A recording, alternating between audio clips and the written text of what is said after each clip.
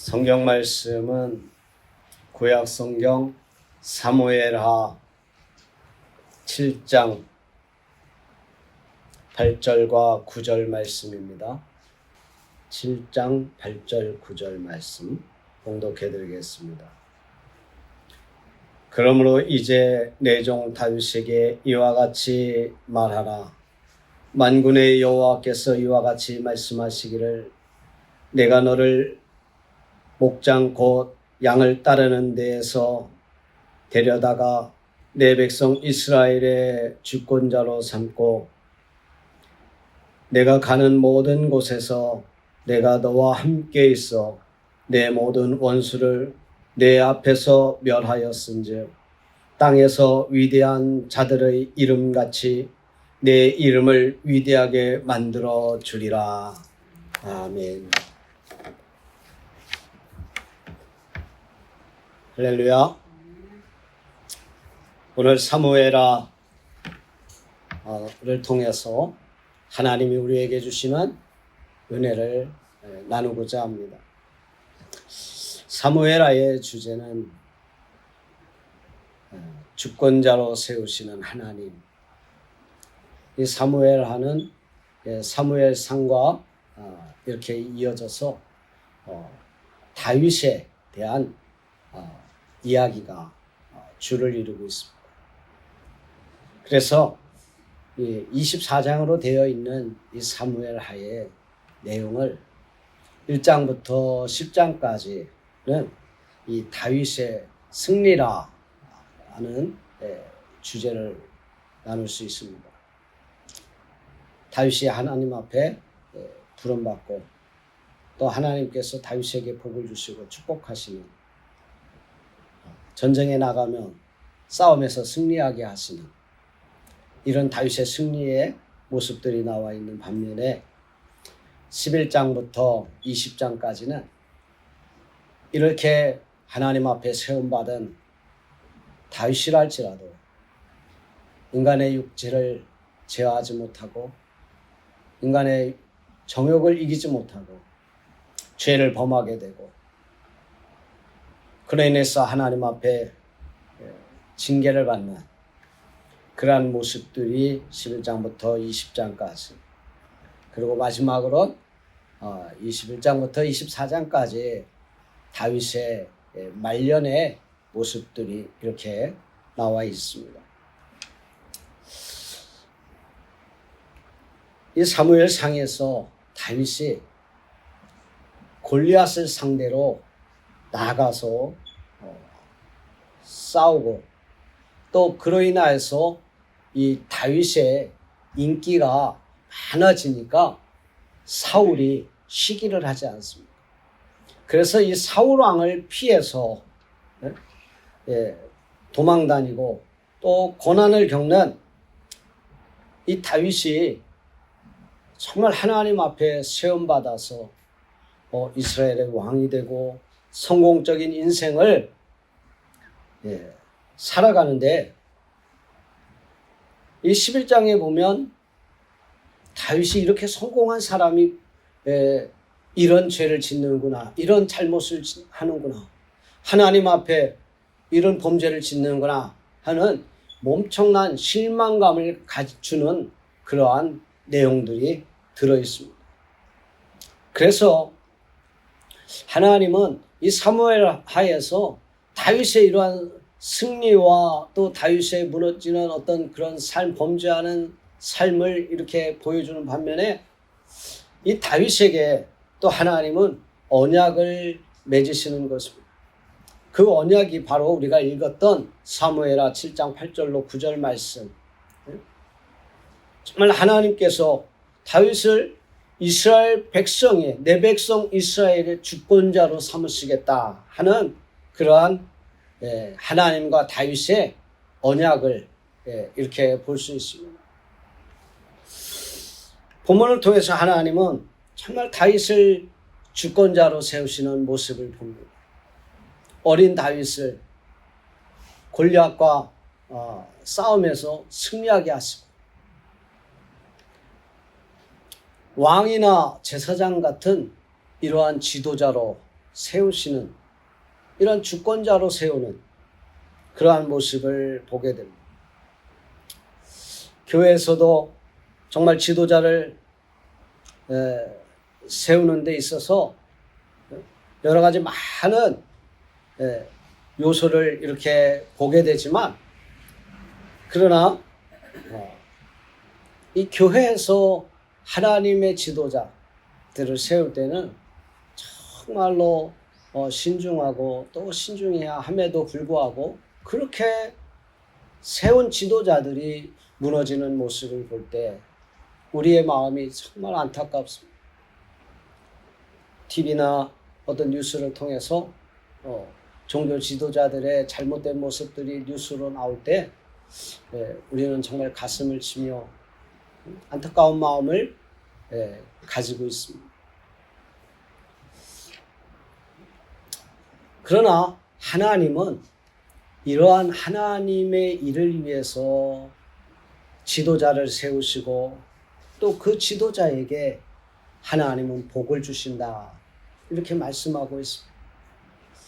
하나님의 일에는 여러 가지 많은 고난이 따르고 또 물질적인 것보다도 육체적으로 많은 고난이 따르는 것은 사실입니다.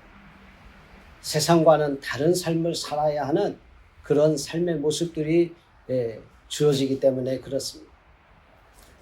그래서 하나님은 이 사무엘하 7장 8절부터 이 17절까지 보면 이 다윗에게 축복을 하시는 것이 9가지를 복을 주시는 것입니다.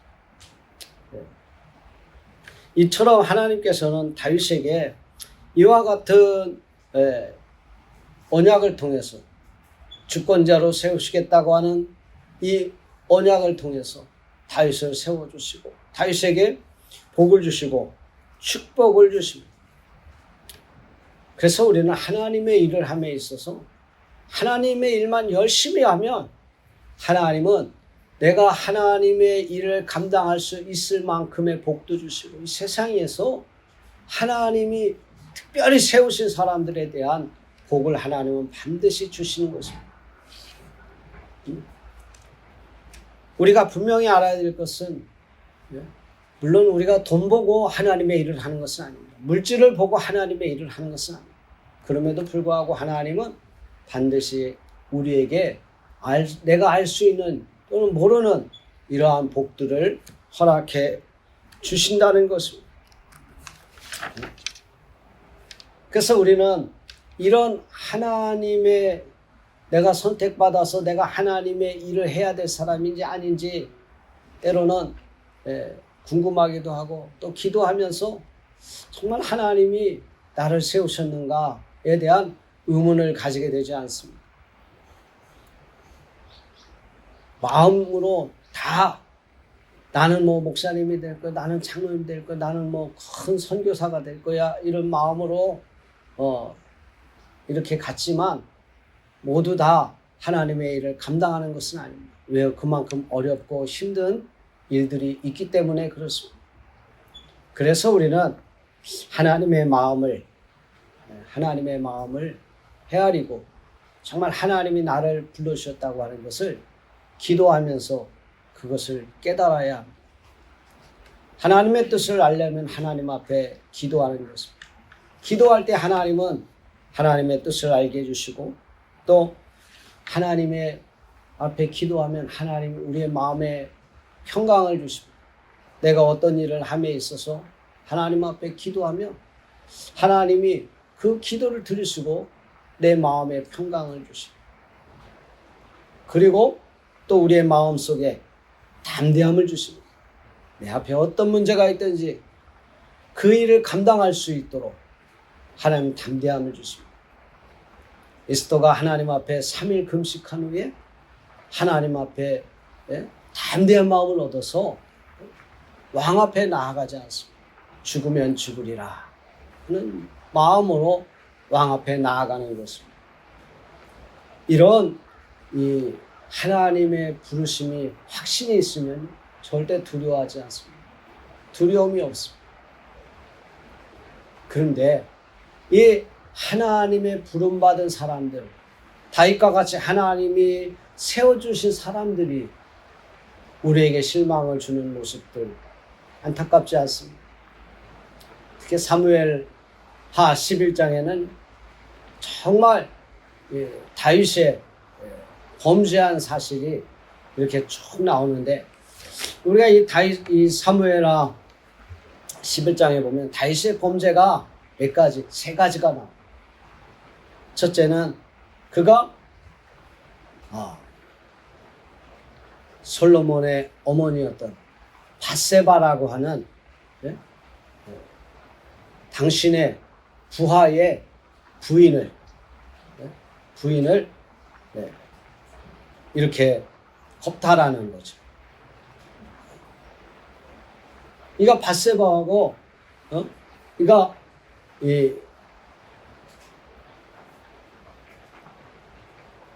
당신의 그 밧세바라고 하는 우리아의 아내, 부하의 부인과 함께 하룻밤을 지내서 임신을 하게 되는 것입니다. 말하자면 성범죄를 저지른 것입니다. 범죄를 저질렀으면 그것에 대해서 바로 잘못함을 깨닫고 하나님 앞에 회개해야 되는데, 다윗의 두 번째 잘못이 뭐냐면요, 그 범죄를 은폐하려고 했던 거예요.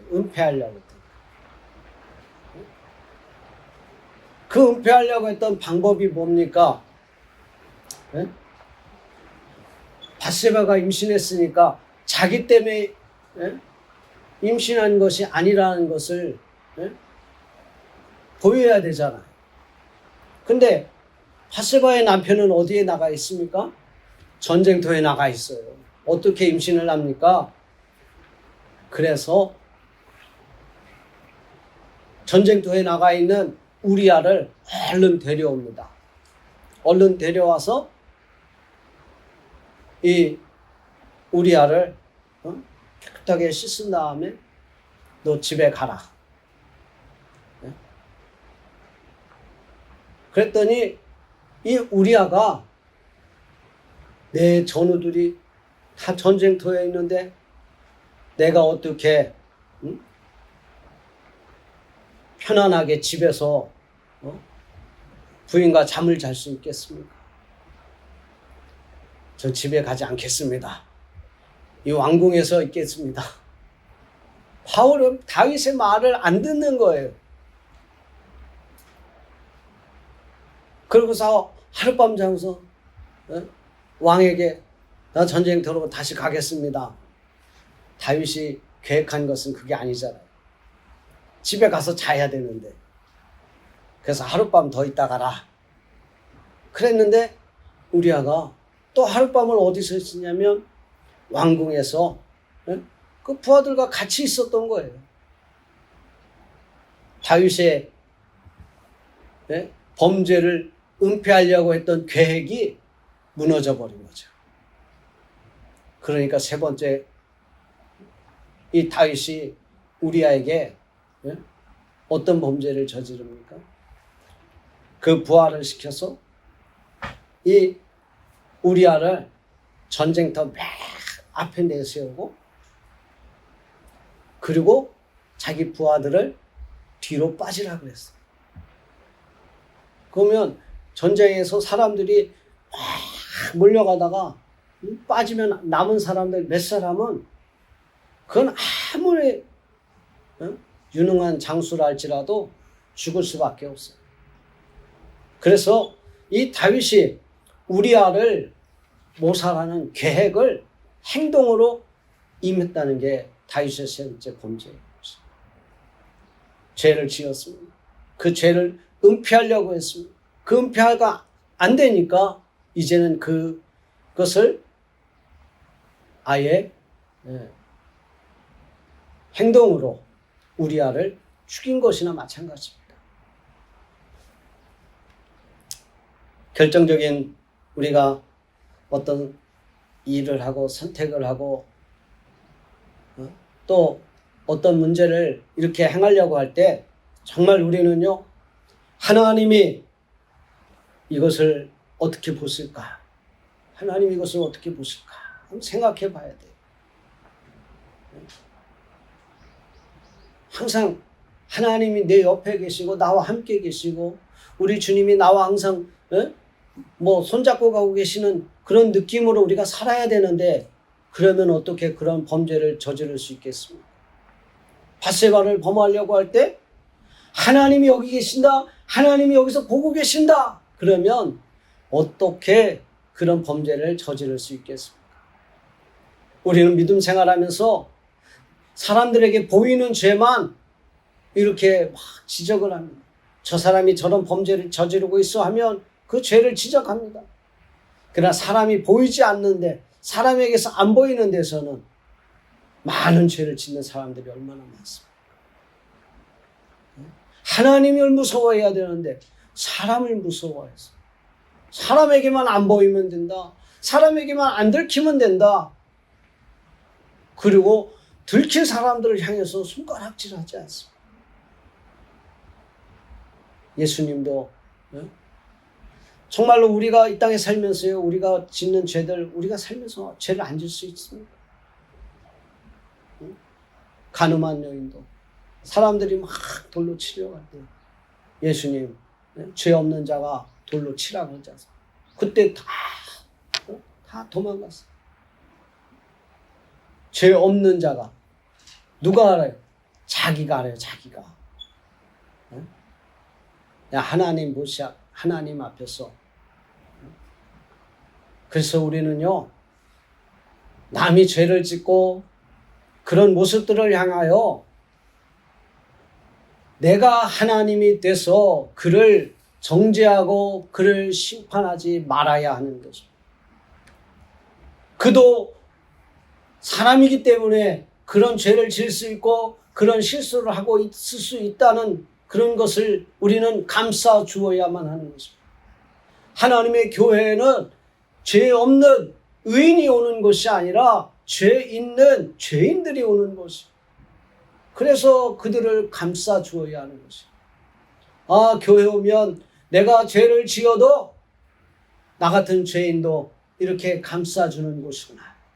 넌 죄 졌으니까 안 돼. 너는 오지 마. 너는 안 돼. 그러면요, 가늠한 여인 앞에 돌로 치려던 우리들이나 무엇이 다르겠습니까? 만약에 이 시간에 우리 하나님이, 우리 예수님이 죄 있는 자는 다 교회에서 나가라 그러면 남아있겠어요?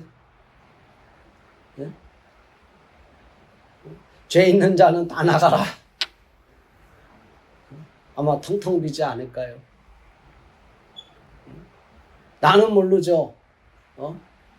그러나 하나님은 아시기 때문에, 나는 저 사람이 어떤 죄를 지었는지 나에게 안 들켰으니까 모르지만 하나님은 아신단 말이에요.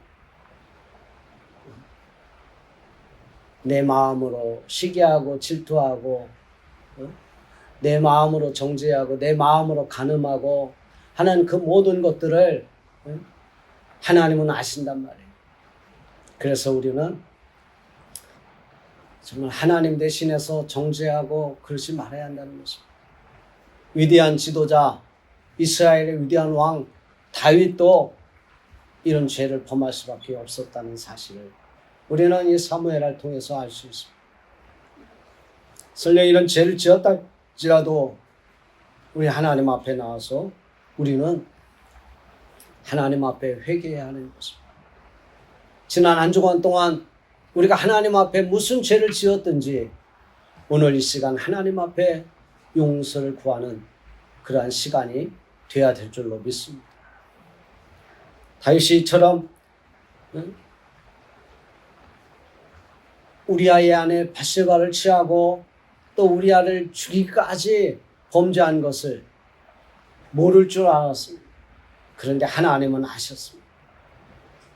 하나님은 나단 선지자를 다윗에게 보냅니다. 그래서 이 다윗에게 이야기를 합니다. 왕이요, 양과 소가 많은 부자가 있는데 그 사람 옆에 가난하고 암양 하나만 있는 사람이 있습니다. 그런데 이 부자에게 한 행인이 왔어요. 대접을 하려고 하니까 자기의 많은 것을 잡아서 대접을 해야 하는데 가난한 사람의 암양을 뺏어서 대접을 했습니다. 왕은 이거 어떻게 생각합니까? 다윗이 듣다가 화가 납니다. 아, 이런 죽일 놈이 어디 있느냐? 내가 당장 죽이리라. 이 사무엘하 12장 5절에 다윗이 그 사람으로 말미암아 노하여 여호와의 살아계심을 두고 맹세하노니 이 일을 행한 사람은 마땅히 죽을지니라. 그러니까 7절에 나단이 다윗에게 왕이여, 당신이 그 사람이라. 당신이 그 사람이라. 다윗에게는 많은 후궁이 있어요. 많은 후궁들이 있습니다. 그런데 우리아에게는 목숨을 내어놓고 싸움을 하는, 다윗을 위해서 싸움을 하는 그러한 부하 우리아에게는 하나밖에 없는 바세바라고 하는 부인을 왕이 취하지 않았습니다. 그래서 다윗이 하나님 앞에 나아가서 회개합니다. 하나님 잘못했습니다. 하나님 용서하여 주옵소서. 다윗의 잘못을 회개하는 내용들이 시편 6편, 또 시편 32편, 시편 38편, 시편 52편, 이 네 시편을 보시면 다윗이 하나님 앞에 얼마나 잘못했다고 막 자기를 죽여달라고 하나님 앞에 회개하고 하나님 앞에 울부짖어 기도했는지, 그런 내용들이, 기도의 내용들이 나오는 것을 우리는 볼 수 있습니다. 우리는 하나님 앞에, 그래서 내가 죄를 지었다 할지라도, 또는 세상에서 잘못했다 할지라도, 그래도 다시 하나님 앞에 나와야 하는 것입니다. 내가 죄를 범했다 할지라도 우리 하나님 앞에 나와야 하는 것입니다. 오라, 우리가 서로 변론하자. 너희 죄가 주홍같이 붉을지라도 진홍같이 붉을지라도 우리 하나님 앞에 나와서 하나님 앞에 회개하며 하나님 앞에 다시 한번 하나님 앞에 진심으로 용서를 구하며 우리 하나님 예수 그리스도의 보혈의 피로 우리를 깨끗하게 다시 씻어 주실 줄로 믿습니다. 사랑하는 성도 여러분, 우리는 하나님이 쓰시려고 불렀습니다. 목사로, 성도로, 집사로, 장로로 하나님은 우리를 쓰시려고, 하나님의 일을 위해서 쓰시려고 불렀습니다. 그런데 우리가 부족해서 때로는 하나님의 말씀을 어기고 범죄할 때가 있습니다. 그렇다 할지라도 하나님 앞에 나와 용서를 구하시고 하나님 앞에 나와서 회개하시면 하나님은 우리를 다시 한번 우리를 고쳐주시고 우리를 하나님의 일을 감당할 수 있도록 하나님은 우리를 들어 쓰시리라 믿습니다. 예수의 피가 우리의 죄를 깨끗하게 씻어주실 줄 믿습니다. 오늘 이 시간 하나님 앞에 나와서 내 마음의 죄를 하나님 앞에 고하는 저와 여러분, 예수 그리스도 십자가 보혈의 피가 우리의 모든 죄를 사하고 용서하시고 다시금 이 땅에서 하나님의 자녀로서 하나님이 내게 맡겨주신 사명을 잘 감당할 수 있도록 하나님은 우리를 들어 쓰시리라 믿습니다. 기도하겠습니다.